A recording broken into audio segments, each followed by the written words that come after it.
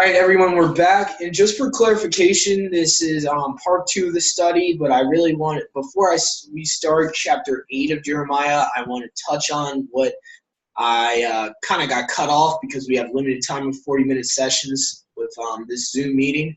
So I just want to explain what I last said, okay? So, yes, now, historically speaking, yes, the Palestinians were living in that land. It was called Palestine. It became Israel in 1948. According to the Zionists, they took that land. But Yahuwah, it's his land ultimately. Well, it's part of his land that he was going to give, that he gave to Yashrael, but they lost because they started disobeying it.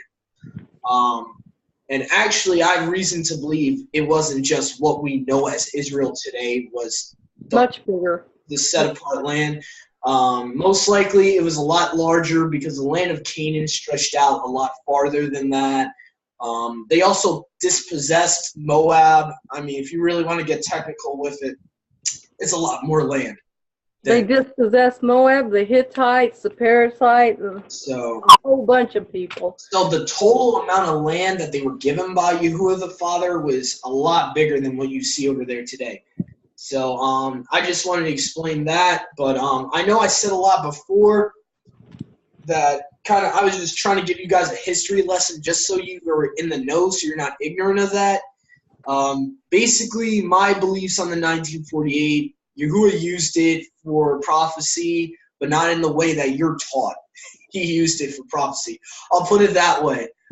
He did not use it to have his people in the land. I hate to say it, but if you don't believe in Yahusha, you're not part of his people. It's just that simple.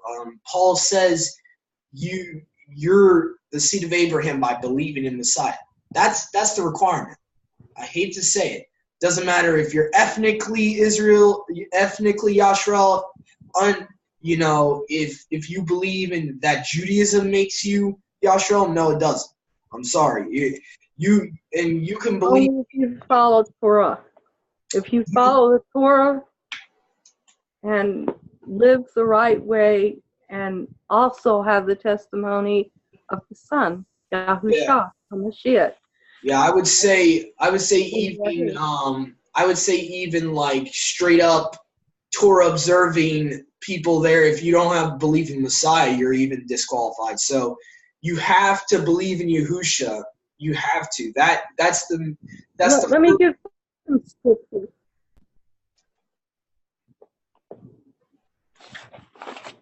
We need some scriptures on that because they're not going to just believe us and they shouldn't believe us. Yeah, I'm going to show. Let's see here. There's a big one from 1 John that talks about this. I know it's going to be hard to prove from the Old Testament only. It's going to be hard to prove, but what I can show them is that the promise of the Messiah was fulfilled by Yahusha, and that without the promise of the Messiah, we would not be redeemed. So let me give them Revelation 14, verse 12. Yeah. Because these are Yahuwah's people. Here is the endurance of the Kadeshim. Here are those guarding the commands of Yahuwah and the belief of Yahusha. Yeah. So you have to have both. Yahudim are correct to keep Torah, but Christians are correct in who the Messiah is, but they don't believe him, they don't follow him. Yeah. And you who are Yahudim, you do follow him, but you don't believe he is who he says he is. And I believe part of that is that they're not allowed to read from certain books. I know for a colleague from my job is Ashkenazi. He told me that they're not even they don't even accept the prophet Zechariah. Okay, they don't accept certain prophets. Some Jews. So this. Or read Isaiah 53. Yeah. Even before that, I think I want to read Isaiah 9 first to give kind of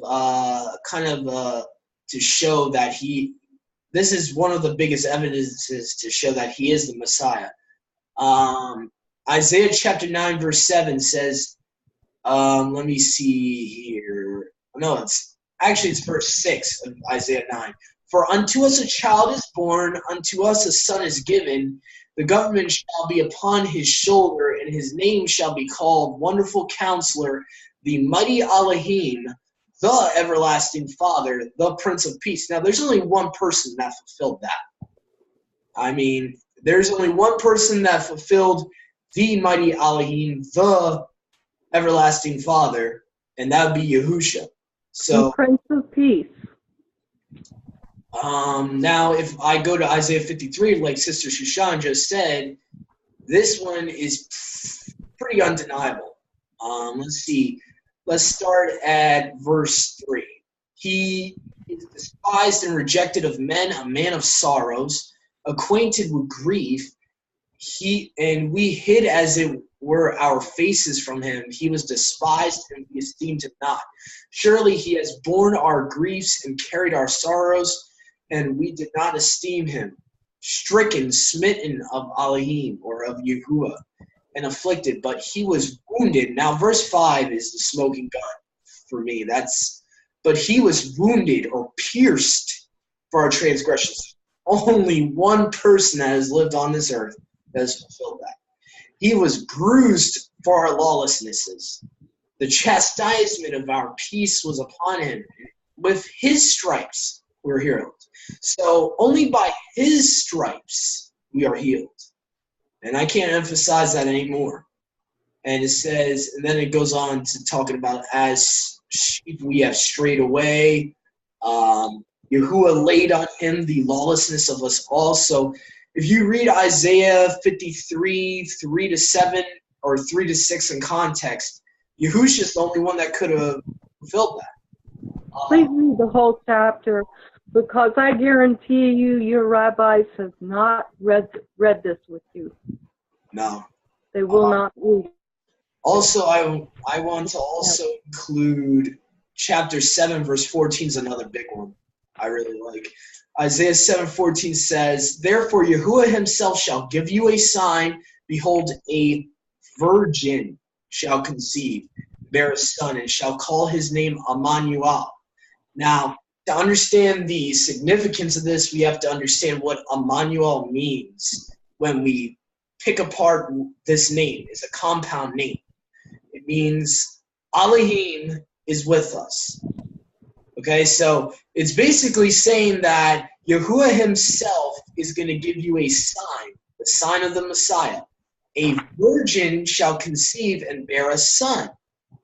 Now, meaning that a virgin would bear a son that would be called Elohim is with us. Yahuwah is with us in human form. That's basically what Isaiah 7:14 is saying. Now, as far as I know, Yahushua is the only person that could have fulfilled this. Yeah.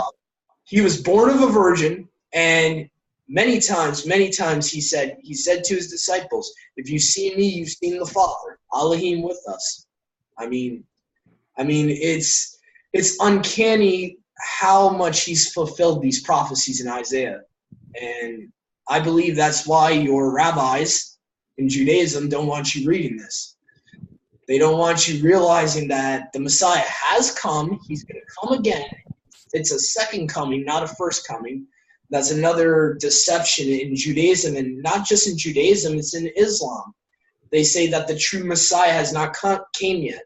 So I would encourage you guys to read the whole book of Isaiah, but especially Isaiah 53, Isaiah 7, and Isaiah 9. Those 3 chapters are huge to understand what the Messiah was supposed to be and not what the Pharisees thought the Messiah was supposed to be, because they didn't get it. A lot of times Yahushua said, he's like, you do error not knowing the scriptures. So basically, Yes. you don't know the scriptures. You don't know the prophecies. Please don't be caught believing in the wrong man, because there is coming a very deceitful one, and he's talked about in 2 Thessalonians 2. who is called the anti-Messiah. He is against everything that the Messiah stands for. The true Messiah stands for his Father's word, Scripture, Torah. And if you believe in the wrong Messiah, it leads only one place, to the lake of fire. And I don't want any of my brothers and sisters to be deceived. This is why I'm saying this. Please don't follow the wrong rabbi. There's only one rabbi. One rabbi and no other. HaMashiach. All right, so I think we explained that as thoroughly as we possibly can. So I think we're going to try to help you.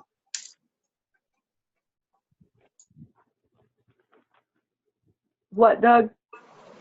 I think you muted yourself. Yeah, I muted myself because I thought you were going to say something, so I didn't want to cut you off. So let me see here. So I think we're going to try to read the next chapter here, and we'll probably see how long chapter 8 is. We might do chapter 9 tonight, but I'll see how long chapter 8 is. I don't want to get cut off again. Yeah.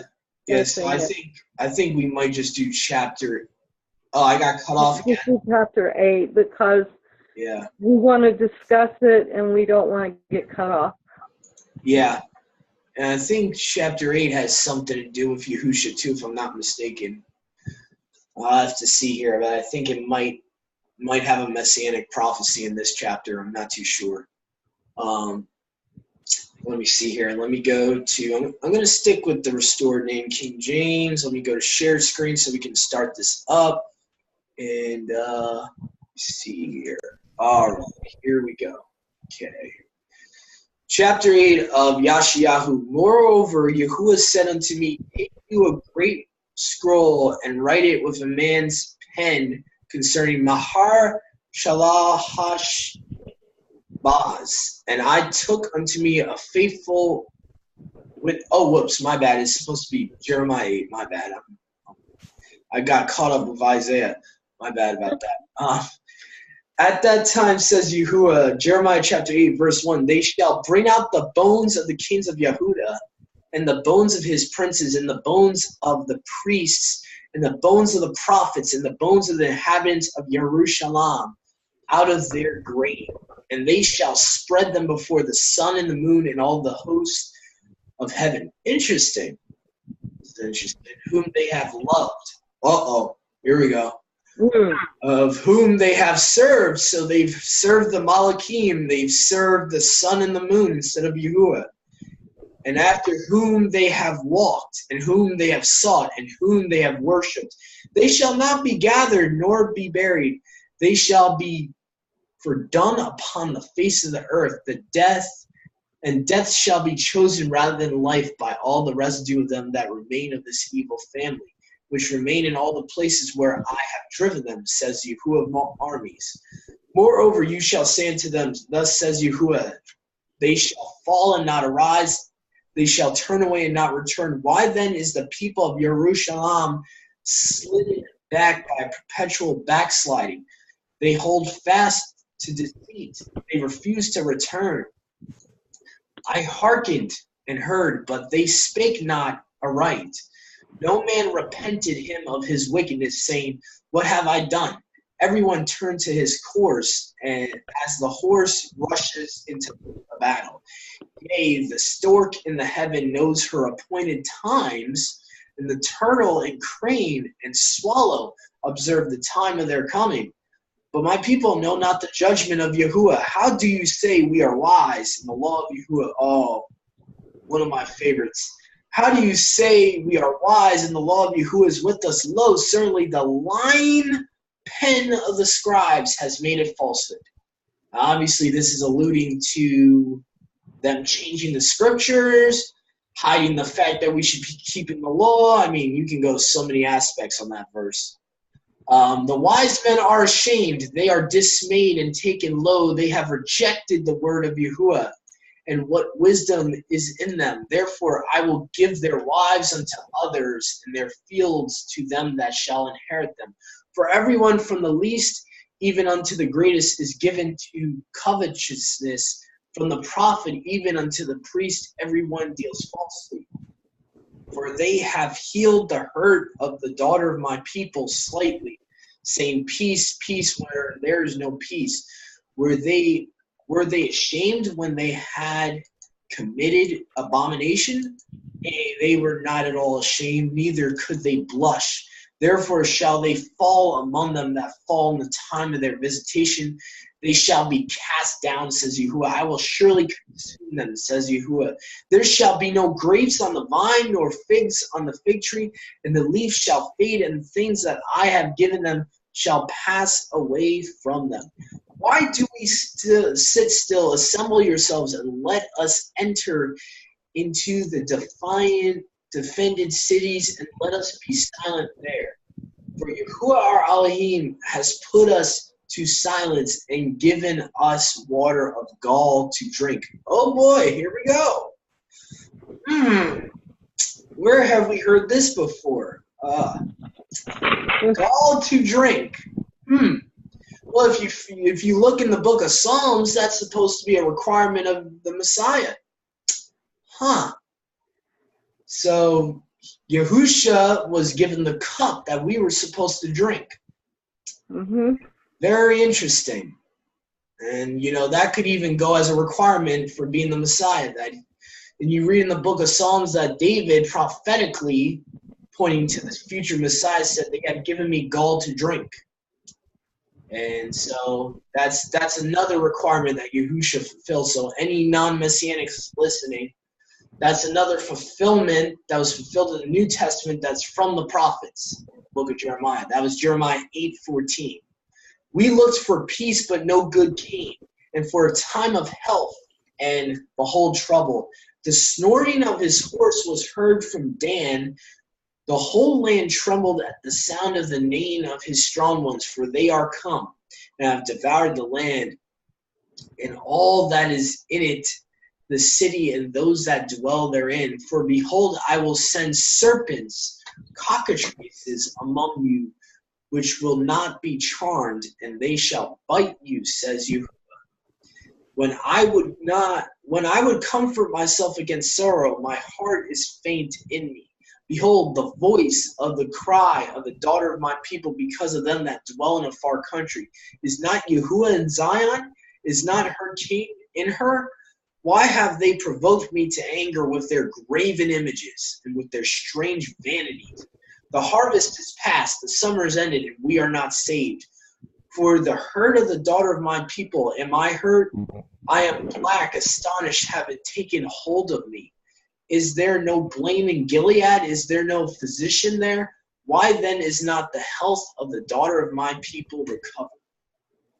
So, what I took away from this chapter is there's a lot of idolatry that has caused this. For Yehuda to be dispossessed by another nation, sounds like another nation is about to take over. Sounds like we're getting closer to the time of Daniel, where Yehuda kicked out of the land. And there was a verse that kind of makes me think about the whole Palestinian thing. Maybe Yahuwah put them there because Yashrael, was in apostasy, and Yahuwah allowed a heathen nation to inhabit it. It's very possible. It's happened before. But I think what happens too, though, is Yahuwah allows the heathen nation to be there, but if they don't repent and they don't obey his ways, he dispossesses them as well. So just as Babylon took over Yehuda's land, they were serving their own idols, and Yahuwah kicked them out. So it's kind of like a recurring cycle. I don't know. That's what I kind of took away from, how this could be in modern times, how Yahuwah is still doing this with his own possession, his land, and how many other nations, most likely since the dispersion, have inhabited that land. and what this could mean in our time, and basically Yahuwah is, pointing out that they were serving vanities, that they don't know that they need to come back to Yahuwah, even though a stork knows her times and a bird, all these birds of prey know their appointed times. They don't know that they need to return to Yahuwah. So, and it says that your Creator, my Creator, is saddened by what happened to his people. Wake up and understand what your Torah is saying to you.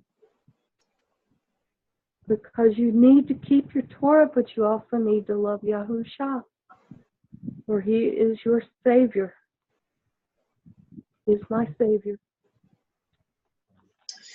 Yeah, he's the Savior of the world. He's supposed to be. The whole goal was for all ethnos in Greek, just for the BHI movement that wants to say it's only for the quote-unquote world of ethnic Israelites in John 3:16. You might want to look at Revelations where it says all ethnos, kindreds and tongues of great multitude on the sea of glass. And actually in the Greek it's ethnos, meaning ethnic groups. So it's not just the natural-born Israelites that were meant to be saved. But they are called Israelites because it says that they're all Israelites. Look at what the verse in Revelation is, Revelation 7. It talks about these are all from the tribes of Israel. Yisrael. Yeah, I don't like the word Israel because it is a combination of false deities. Yeah. Tell them, Doug. Well, you have, let's see, when you go back to the mythology of Nimrod and Semiramis and their sons, so you have Isis, Horus, and Set. And Horus could have been Tammuz or Nimrod, take your pick, through various mythologies. It could have been both. Isis was the wife of Nimrod / mother of Nimrod. And Set was known as the son of Osiris, which in Nimrod was also known as Osiris. So you have Set at the end, which is the son of Osiris, which could have been Tammuz. So basically you have the pagan trinity in the name Israel, basically. And this is the group of people, the group of deities the Catholics worship. They have the IHS on the Pope's hat. It means Isis or Set. Yeah, and let me correct myself. In Israel, it's actually Isis, Horus, is Ra. No, is Isis, Ra, and El. Ra is an Egyptian deity. Yeah, Ra's El is the wrong way of, like, in Hebrew it's all, but tell them what El is. El is actually a Canaanite deity. I actually just shared this recently. There's actually archaeological proof that El was another name for Saturn, Kronos. The prefix of El was known as a Canaanite deity, and you can actually, I believe, I could be wrong, but I think in the Masoretic text it might show that in the Hebrew for one of the Canaanite gods in Scripture. So it actually, the Canaanites worshipped Saturn or Kronos as El also. So that's another reason to use the true original Paleo language, is because there's a lot of corruption in the Babylonian Hebrew. A lot of the words and the names come from pagan deities like Yahweh. In the Masoretic is Jupiter, aka Nimrod, aka Zeus. So, and that's where you get the whole J name from. The JESUS is a combination of Jupiter and Zeus. So, I mean, it it's pretty much embedded in modern languages, these pagan deities. And unfortunately, that's what's in the modern Hebrew. That's why I don't use modern Hebrew. That's why we here use Elohim as the correct term for your mighty one, your deity. Yahuwah, your mighty one, your Elohim. So even in most English Bibles now, which I like, sometimes they'll actually put mighty one instead of God for when it's talking about Yahuwah. They'll say, Yahuwah, your mighty one. So I actually like that better than God with the lowercase, because that's another name for Satan. God was actually Satan's original Moloch type of name. So basically it was like his original angelic name that was given to him by Yahuwah, God Ra'al.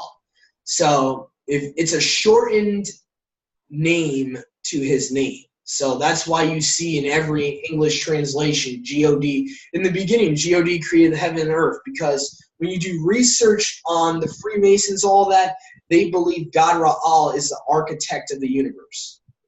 So they probably did that purposely. Most likely they did that purposely to fool people, to make people think that, Hashatan's the creator. I mean, Gnosticism promotes that he's the creator. He also is the one who deceived Adam's wife, Hawa, in the garden. Yeah. Yeah, the book of Enoch the book of Enoch actually shows you the original Moloch name of the adversary. It actually shows you what his name was. And so that you can look that up for yourself. I believe it's chapter 66, verse 9 of Enoch, and it goes into what the adversary's original name was. So it was God Ra'al, and so for whatever reason, Yahuwah gave him that name originally when he was good, and then he became known as the adversary. Hashatan just is a title, means the enemy, the adversary. So he became another name he went by was Hillel. Hillel or Halal, which is funny that Muslims use that for the name of their meat. I find that extremely funny, because in the Paleo it would have been L at the end. It would have been Al, so it would have been halal. So so the same pronunciation of Islamic type of meat, like their version of kosher. So I kind of find that funny.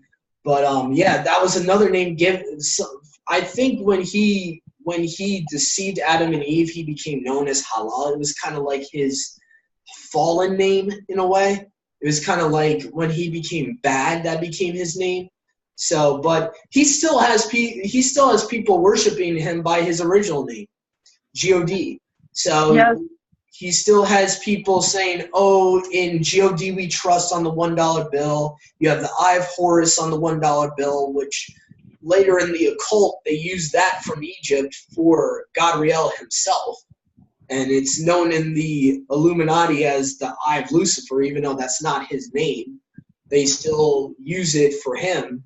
And that's why they're always covering their right eye. And if you go into the book of Zechariah, it will say, "Woe to the idol shepherd. His right eye shall be utterly darkened." So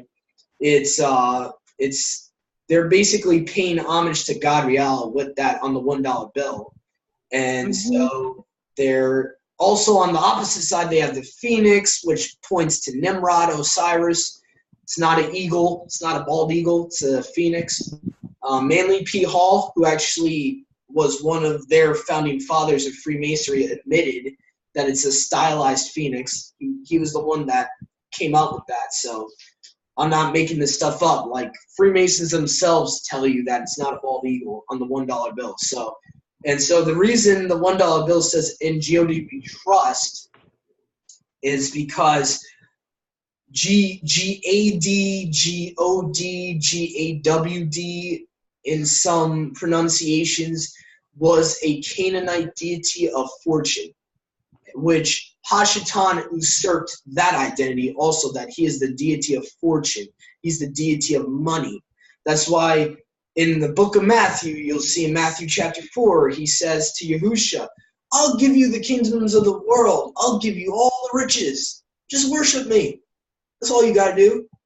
So he's self-proclaiming to be the deity of money by saying that. He's saying, this has been given to me.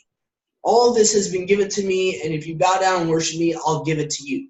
Yahusha says, get away from me, Satan. You know that you will serve Yahuwah your Elohim alone. Him you will serve. And so Satan gets rebuked by Yahusha like 3 other different times. He tries to quote from the book of Psalms saying, oh, why don't you, test Yahuwah by, jumping off the cliff, because your Molochs will catch you. Quoting from the book of Psalms, and Yahusha's like, you don't put Yahuwah your Elohim to the test. So he rebukes him a second time, and I believe there's a third time in that confrontation. I forget the third time he says, get away from me. And then eventually the Malachim, basically get Yahusha, because Yahusha gets weak in the human form. He, at that point he lowered himself to be a human, so he's he's dwelling in human flesh, fasting for 40 days and 40 nights. At that point he's so weak that that's why Satan tried to offer him bread. Satan's like, well, if you're the son of Yahuwah, you can just make that rock into bread. So, constantly, and the important part is that Yahusha quoted from the Torah. Every time he quoted from the Torah, Satan got stopped. He couldn't do anything. He was like, oh. So eventually Satan left him, and then Yahusha's Malachim came to tend to him to see if he was all right. So I just wanted to show that, and I know that was kind of rambling, but I wanted to give you a reason why terminology is important. That's all I can say. Our brother in the belief, Rob Skeeb, always says words mean things. Terminology is important. To use the right terms for the right things. So it's very important. So I just wanted to let you guys know that. Stop using God to refer to the Creator. It's not the name of the Creator. So stop using Adonai or Lord, because that goes back to Baal, which we just read about. So just be careful. Use the Father and Son's true names. Use Yahuwah, use Yahusha. You can do your own research. You can find out what the Paleo-Hebrew language is. There's billions of charts online. You can see all the letters, what they would translate to in English. So that's all I wanted to say. And I think that will pretty much conclude our study for tonight. So hopefully this study baruched all you guys out there. Hopefully it got you guys really interested in actually keeping the commandments. If you accepted Yahushua but you're not keeping the commandments yet, hopefully it got you thinking to go towards that light of keeping the commandments, not just having mere belief, but actually keeping the commandments and showing your love, your outward expression of love for the Father is keeping his commandments. Mind you. So, and for anyone that's... Well, if you're Yahudim... Yeah. If you are Yahudim and you keep the commandments but have not had the testimony of Yahusha, I suggest you do read YaramYahu, chapter 53, and the other verses in the book of Isaiah that we pointed out before. I think there was a verse in chapter 7 and a verse in chapter 9. Is that correct, Doug? Tell them the other verses, because I know chapter 53, read that whole chapter. Yeah, Isaiah 53, Isaiah 9, Isaiah 7, all three of those chapters refer to the coming Messiah, what he would be, what his characteristics would be. So there's tons of others in the book of Psalms. I don't know them offhand, but the book of Psalms, David prophetically is talking as if he were Yahusha. And he's actually talking, and Yahuwah is using him to prophetically show who the Messiah would be. The Messiah would drink gall. on the stake, he would be drinking gall. And David himself says, they have made me drink gall, but we know historically David never drank gall.